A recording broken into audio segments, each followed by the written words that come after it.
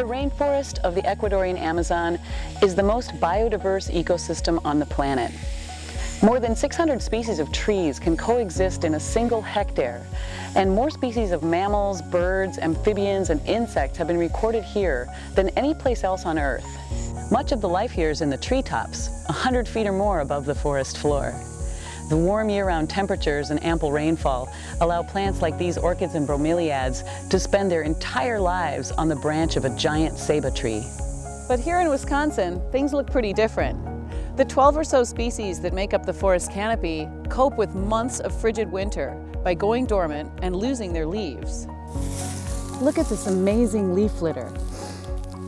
Each autumn, tons of nutrients fall to the forest floor with the leaves.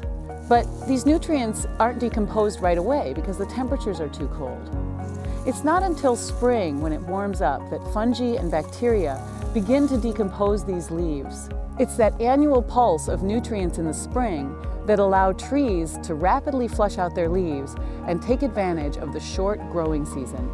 In this temperate forest, the winners and losers are not decided by interactions with their neighbors, but rather by who has the ability to cope with the harsh winter climate. Even though these places seem extremely different, and in many ways they are, we call them both forests because there's still quite a few ecological processes that unite them. In week 1, we will define what a forest is and learn why they differ from place to place. Forests aren't just places where numerous species of woody plants live together with an array of wildlife. They're also the source of valuable resources and ecological services that humans depend upon. They give us wood, fruit, fiber, medicines, and wildlife.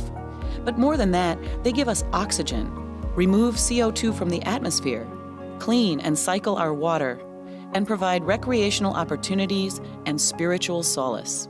As human population grows, the pressure on the world's forests is increasing. Urban development, expanding agriculture, climate change, and searches for new sources of fossil fuels and other natural resources all take land that once was covered in forests. While we rely on forests for many important products and services, we continue to clear them at an alarming rate. The loss of forest is a global conservation concern. Fortunately, there are many practical, science-based solutions for sustaining the world's forest and biodiversity.